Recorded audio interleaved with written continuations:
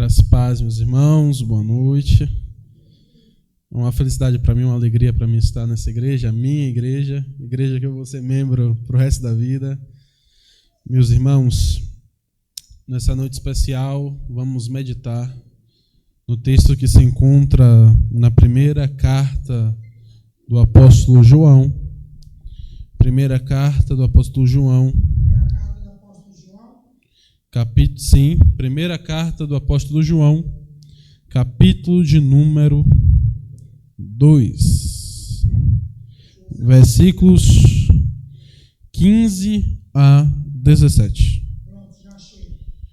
Primeira carta do apóstolo João, capítulo de número 2, versículos 15 a 17. 1 João 2, 15 a 17. Assim diz a palavra do Senhor. Não ameis o mundo, nem as coisas que há no mundo. Se alguém ama o mundo, o amor do Pai não está nele. Porque tudo o que há no mundo, a concupiscência da carne, a concupiscência dos olhos e a soberba da vida, não procede do Pai, mas procede do mundo. Ora, o mundo passa, bem como a sua concupiscência. Aquele, porém, que faz a vontade de Deus, permanece para sempre. Amém. Vamos orar. Graças te damos, Senhor, pela tua palavra.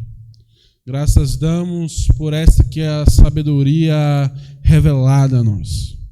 Essa que é todo conhecimento e verdade revelado aos seus, e que tem nos guiado durante séculos à adoração correta ao teu nome, Pai.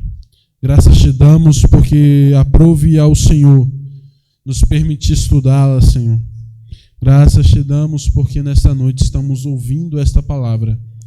Te pedimos, ó Pai, que ilumine nossos corações, para que possamos compreender verdadeiramente a tua palavra, para que ela venha fazer morada em nossos corações, para que possamos nos adaptar e mudar mediante a vontade e aos ensinos dessa palavra. Isso te pedimos no nome santo do teu Filho amado, nosso Senhor e Salvador Jesus Cristo.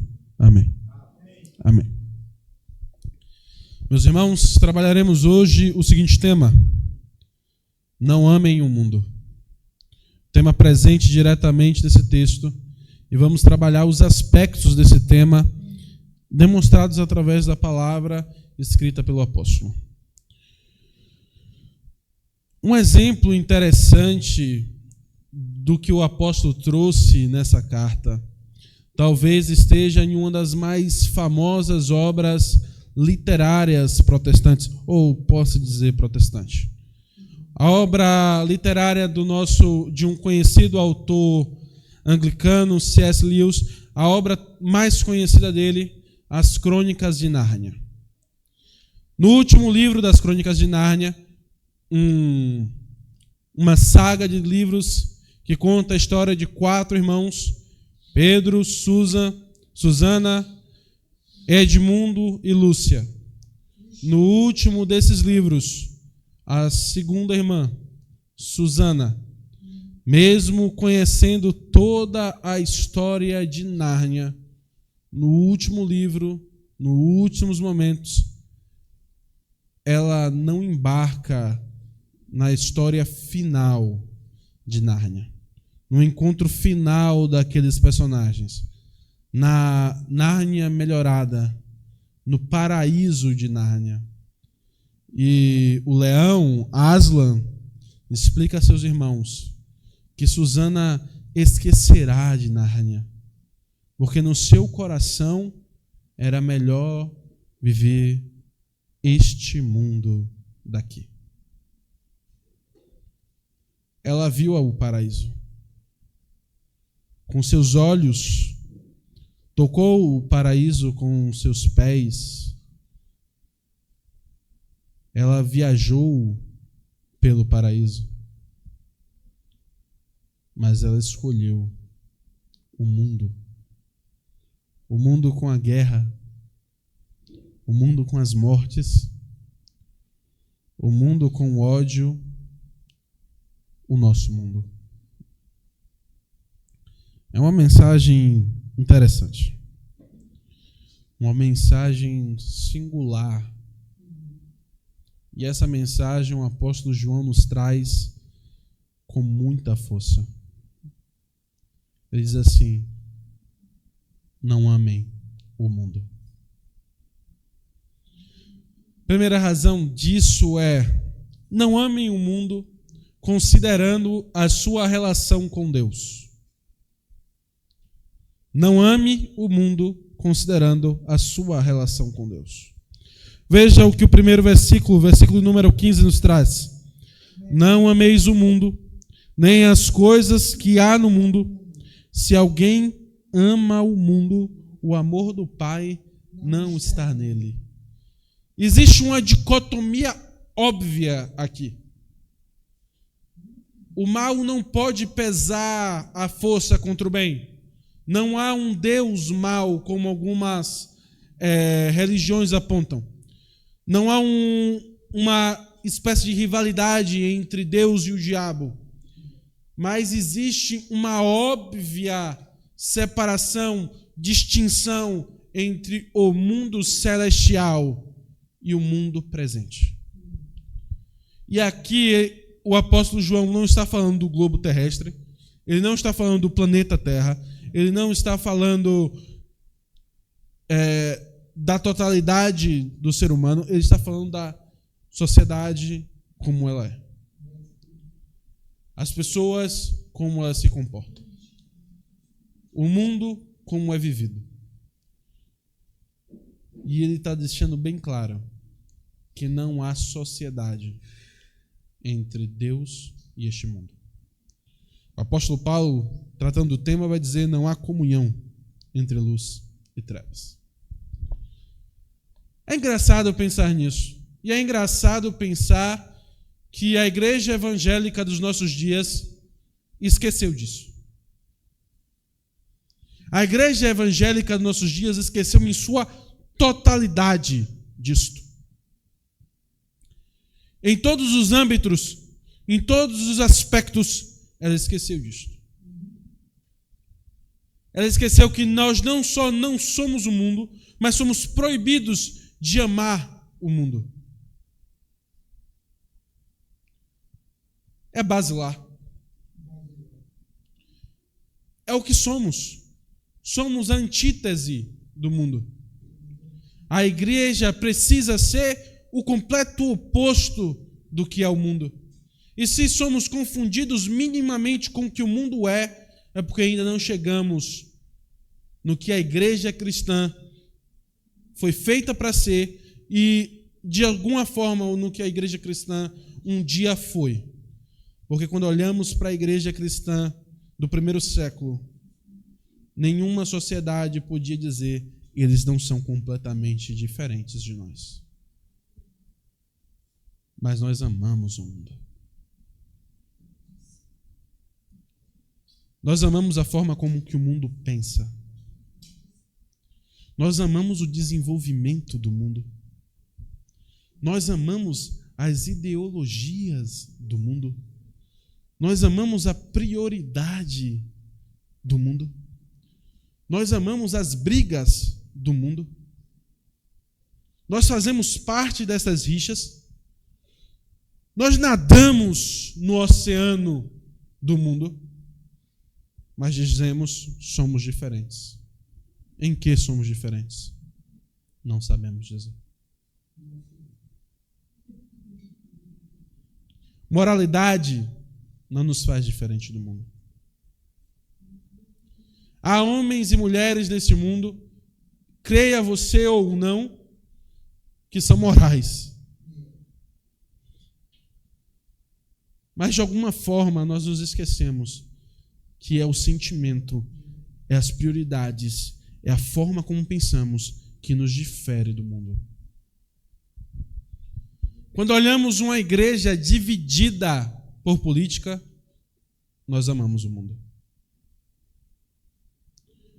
Quando olhamos uma igreja dividida por ideologias, nós amamos o mundo. Quando olhamos uma igreja que, ao pregar o evangelho, vira a qualquer um e diz: Jesus te ama, sem pregar a lei de Deus e a salvação verdadeira em Jesus Cristo, é porque, no fundo, nós é que amamos o mundo. Nós que, de alguma forma, desejamos que qualquer um seja salvo e não pensamos no que a pregação do evangelho significa. Nós estamos recheados disso. A igreja briga tanto com as ideologias do mundo e fala: eu sou contra o feminismo, mas as mulheres cristãs são feministas. E eu digo: eu sou contra a exploração, mas dentro da igreja é o lugar onde há total exploração psicológica, espiritual, de todos os modos.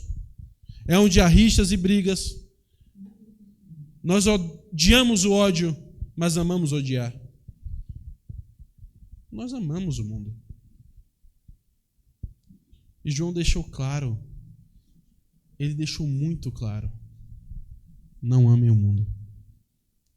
Não amem as coisas que há no mundo.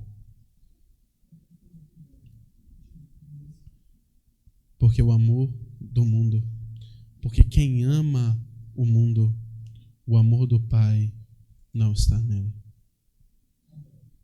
Olha para este mundo. O que tem de bom nele? O que dá para salvar nele, senão aquilo com que o sangue de Cristo pode salvar? Tentamos, de alguma forma, recuperar a estrutura social. Não viemos para pescar sociedades, somos pescadores de homens. Não viemos para salvar a estrutura, viemos para pregar a salvação das pessoas. Vamos falar sobre indivíduos, não sobre sociedade. O amor do Pai e o amor do mundo não podem se confundir. Se eu olho para aquilo que Cristo pregou, não pode estar mais distante de tudo aquilo que eu tenho ouvido de todos os lados neste mundo. Aquilo que Cristo pregou é distante de tudo, de todas as ideologias mundanas, de todos os grupos políticos, de todos os países. O que Cristo pregou é a oposição, é a antítese, porque nenhum reino deste mundo pode se comparar ao reino dos céus.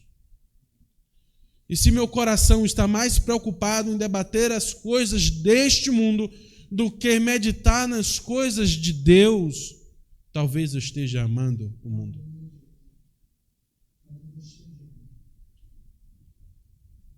Não ame o mundo. Não. Faça uma avaliação de si mesmo. O que você pensa ao acordar? E o que você tem pensado enquanto dorme?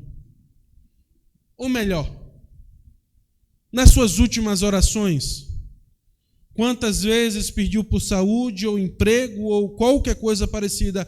E qual foi a última vez que você orou dizendo: Maranata, ora vem, Senhor Jesus? Eu estou te fazendo uma análise clínica. Qual é a sua prioridade? Qual é a minha prioridade? Essa é a análise clínica da situação. Os crentes no primeiro século, as igrejas estavam esperançosas, os apóstolos aguardavam ardentemente a volta de Cristo. O último livro do texto bíblico, o Apocalipse, é uma carta de João, é o escrito final dos apóstolos falando sobre a volta de Cristo. Muitos temem o Apocalipse, mas é um livro de esperança para a igreja, porque é um livro que diz: o seu Senhor virá, e virá com justiça. Mas nós afastamos nossos olhos da leitura do Apocalipse, fugimos da possibilidade de pensar neste mundo acabando, nesta vida tendo um fim. E a minha pergunta é: e onde está aquela história de que morrer para mim é lucro e o viver é Cristo? Eu tenho orado por coisas mundanas. Eu tenho esperado coisas mundanas. E não é errado eu orar pelas minhas necessidades. Mas eu tenho demonstrado através do número, da quantidade, da prioridade que eu dou a essas orações, que o meu coração ainda, de alguma forma, está no mundo. A minha esperança ainda, de alguma forma, está no mundo. Então, em algum aspecto, eu tenho amado o mundo. Não amem o mundo. Considere que este mundo é a oposição a Deus. Considere que tudo que este mundo é contra o aspecto natural de Cristo. Os discursos mais parecidos com discursos evangélicos são os mais perigosos, porque resguardam em algum lugar, e às vezes em doses imperceptíveis, o veneno do contra-evangelho. E aqui eu não estou dizendo para você assumir os discursos completamente contrários ao evangelho. Estou dizendo que esses completamente contrários são facilmente diagnosticáveis. E eu facilmente posso me esquivar de abraçá-los. Mas muitas vezes eu tenho abraçado discursos mundanos, travestidos de aspectos piedosos. E aí há um problema. Não se engane, nada de bom está nesse mundo. Nada de bom procede do mundo. Olha o que o apóstolo João vai dizer no segundo ponto da nossa palavra. Não ame o mundo, reconhecendo as coisas que são do mundo. O que eu devo evitar para dizer que não tenho amado o mundo? O versículo 16 nos diz: porque tudo o que há no mundo, e o que há no mundo, a concupiscência da carne, a concupiscência dos olhos e a soberba da vida não procedem do Pai, mas procede do mundo.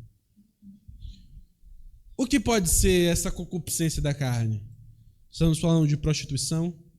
Estamos falando de ira? Estamos falando de vício? Estamos falando dessas coisas que a nossa carne pede? Eu não estou falando de... Ainda não estamos falando de gula, não estamos falando de ganância. Estamos falando das coisas que a carne, que é meramente o corpo pedindo.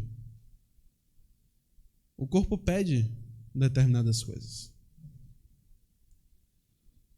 O corpo pede prostituição. O corpo, ele pede vícios. O corpo, de certa forma, pede ira, raiva, ansiedade. Essas coisas vêm do corpo. Essas são as vontades do corpo.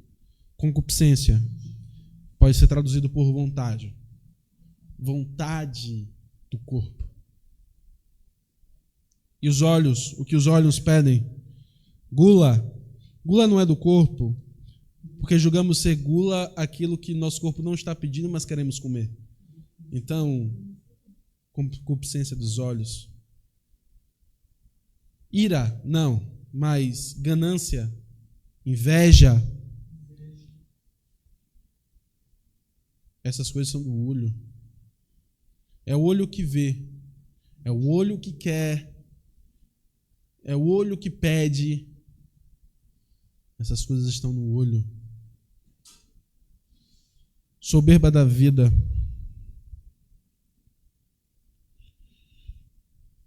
Falta de arrependimento vem da soberba da vida. E esse aqui é o mais perigoso, porque muitas vezes é ela que me impede de voltar para trás, de ir para onde eu deveria, de reconhecer os meus erros, porque a soberba da vida é esse orgulho de dizer eu tenho vivido da maneira certa. Sabe aquela pessoa que na Bahia a gente chama de complexo de Gabriela?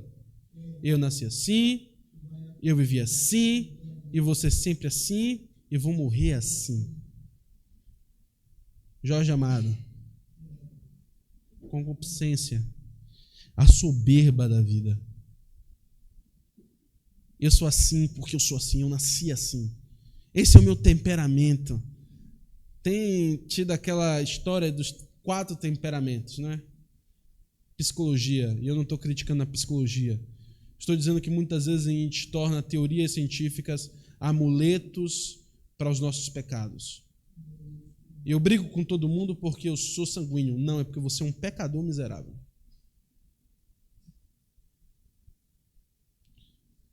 Eu, às vezes, me calo, não falo o que eu penso, às vezes não sou sincero porque eu sou fleumático. Não. Você é um pecador miserável. Você ama o mundo. Essa é a verdade. Signos já foram isso. E os 4 temperamentos se tornaram um tipo de signo cristão. A minha característica de personalidade tornada desde que eu nasci, porque eu nasci para ser assim. Não. Você é um pecador e precisa se arrepender. Isso é soberba da vida. Muitas vezes somos soberbos, orgulhosos. Olhamos para a nossa vida e nos orgulhamos disso. Olhamos para ela e falamos, está tudo bem.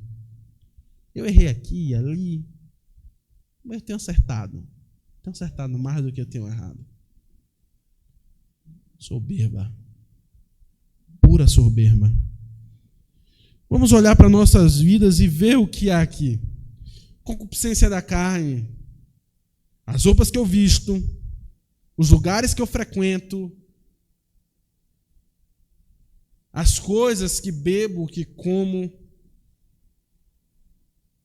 O fato de eu não lidar com o meu temperamento e ser irado e querer brigar a todo tempo, a todo instante, essas coisas são concupiscências da carne. São as coisas que a carne pensa e pede. E olha, essas coisas não estão presentes na vida cristã? Não estão presentes na igreja? Pessoas que passaram décadas e anos na igreja.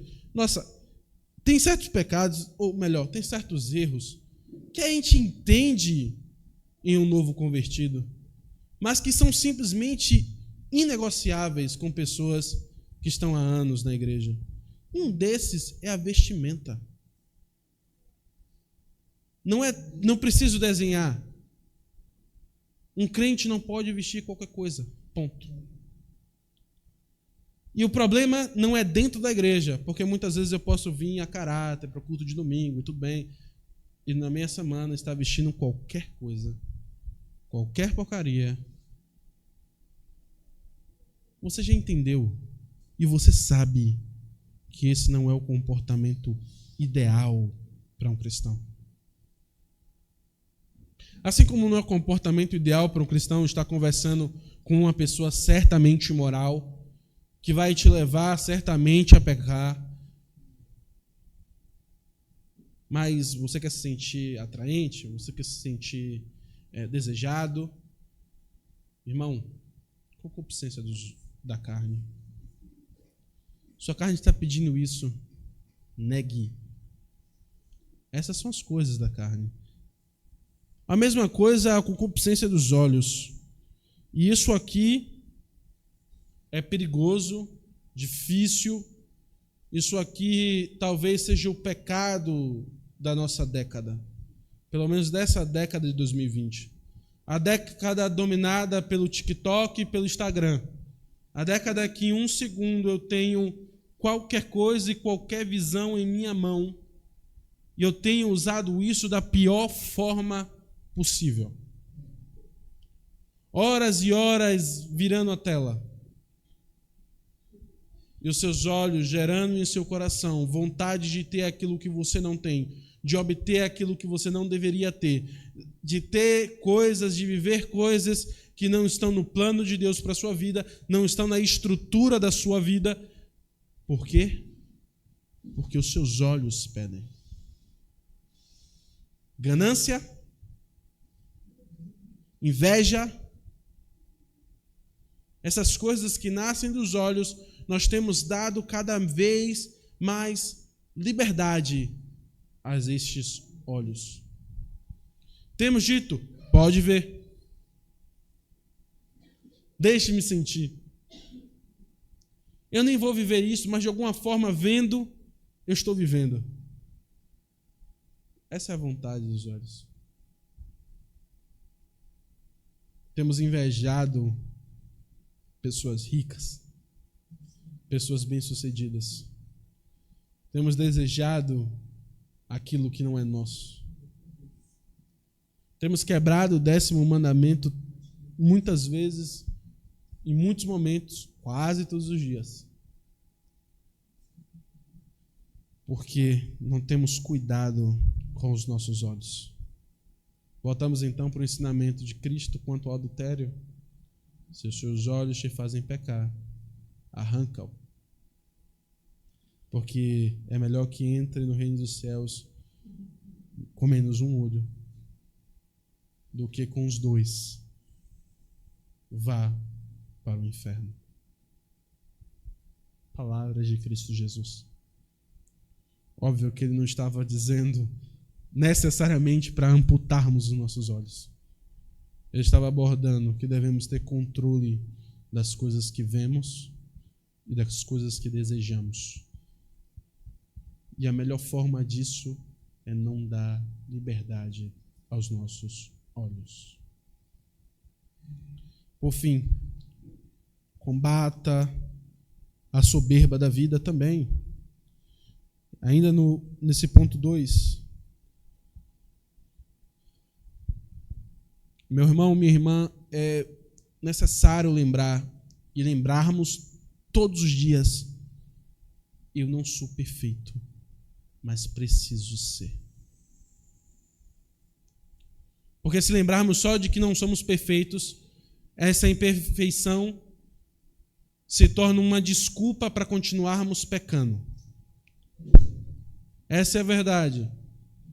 Se só lembrarmos dessa parte, eu não sou perfeito, eu sou um humano pecador, se torna uma desculpa para eu continuar pecando. Mas é necessário eu lembrar que eu não sou perfeito. Assim como é necessário lembrar que eu preciso ser perfeito. Porque aí eu vou estar sempre no exercício de examinar a minha vida, de ver no que não condiz com a vontade de Deus, no que eu estou vivendo que Deus não aprova, nas coisas que eu estou pensando que Deus não aprova, de eu estar verificando a cada dia os meus pensamentos, as minhas ideologias, a forma como eu vejo o mundo e tentando a cada dia adequar estas coisas ao padrão bíblico, à vontade de Deus. Essa é a luta contra a soberba da vida. A luta contra a soberba da vida está lá na primeira bem-aventurança: bem-aventurados humildes de espírito, porque desses é o reino dos céus. Bem-aventurados os pobres de espíritos, os miseráveis de espírito, porque desse é o reino dos céus. Porque são esses que reconhecem: Pai, eu não consigo. Eu não sou bom o suficiente. Eu sou mau, de mim não vem nada bom. E esses são os únicos que podem olhar para suas vidas e tentar. E através do Espírito, através do sangue de Cristo, melhorar a cada dia. Essa é uma luta comigo mesmo. Essa é a luta com o eu. Olhar para mim e dizer: eu não sou perfeito, mas eu preciso ser. Abandone a soberba. Esse é o primeiro passo para abandonar todos os outros, todas as concupiscências. Mas primeiro, eu preciso abandonar a soberba. Então, não ame o mundo considerando a sua relação com Deus. Não ame o mundo reconhecendo aquilo que está no mundo. Não ame o mundo desejando a a eternidade. Veja o versículo 17. Ora, o mundo passa, bem como a sua concupiscência. Aquele, porém, que faz a vontade de Deus, permanece eternamente. Meus irmãos, o mundo é efêmero. O mundo, ele é passageiro. Essas coisas que o mundo nos oferece, os vícios, a luxúria, o luxo, o dinheiro, essas coisas que o mundo nos oferece são passageiros.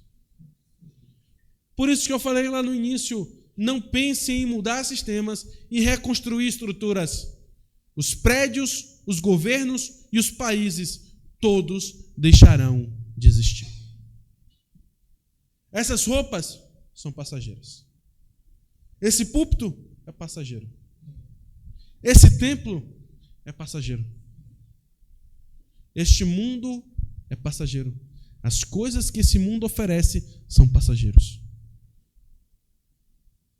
Se você de alguma forma ainda se alegra e sente felicidade diante das coisas do mundo, pense uma coisa. Um dia essa felicidade acabará. O texto foi muito claro, lido pelo pastor e por nós. Se alguém não foi achado no livro da vida, esse foi jogado no lago de fogo. Nada é eterno. Nada neste mundo mortal, passageiro, é eterno. E se a minha prioridade está nessas coisas que são efêmeras, o meu coração também é efêmero, a minha vida também é efêmera, a minha alma aqui é passageira. Por isso, eu novamente pergunto e faço um apelo às suas orações. Leve nas suas orações também aquilo que deve espalhar pelo seu pensamento. Pense na eternidade. Pense na eternidade. Não há dinheiro que possa comprar a eternidade. Não há mérito que possa comprar a eternidade. Não há nada que vai nos fazer nos tornar imortais nesta terra. Nem mesmo a lembrança daqueles que ficarão no futuro, porque eles também passarão. Não há uma forma. Se lembramos de homens nesta era, estes nomes serão esquecidos, assim como os seus corpos viraram pó. Contudo, aquele que faz a vontade de Deus, este permanece para sempre. Este permanece para sempre. Cristo fez a vontade de Deus. Cristo, na cruz, conquistou o direito de nós fazermos parte desta promessa, de que vamos permanecer para sempre. Esqueça as prioridades terrestres. Negue essas coisas. Não deixe de viver a sua vida, mas viva conforme aquilo que Cristo nos ensinou ao dizer: fazer primeiro o reino, o que é do reino dos céus, e todas as outras coisas vos serão acrescentadas. Primeiro o que é do reino dos céus. Em primeiro lugar, aquilo que Deus tem nos ordenado. Em primeiro lugar, aquilo que importa a Deus. e todas as demais coisas vos serão acrescentadas. Amém? Vamos orar. Graças te damos, Senhor, porque passaremos. Porque nessa carne não ficaremos, ó Pai. Graças te damos porque este mundo passará. Graças te damos, Senhor, porque tudo o que conhecemos aqui não é eterno, mas conforme a tua vontade. Nossas almas, nosso espírito em um corpo transformado estará aqui para sempre com o Senhor, num reino eterno, transformado e maravilhoso. Não nessa terra impura, não neste lugar corrupto, mas de alguma forma estaremos contigo na graça e no paraíso eterno que está em seu coração, ó Pai. Pai maravilhoso, te agradecemos pela oportunidade que nos deste de ouvir a tua palavra. Faz dessa palavra verdade, maravilha, ensino e sabedoria em nossos corações. Isso te pedimos no nome santo do teu Filho amado, nosso Senhor e Salvador Jesus Cristo. Amém.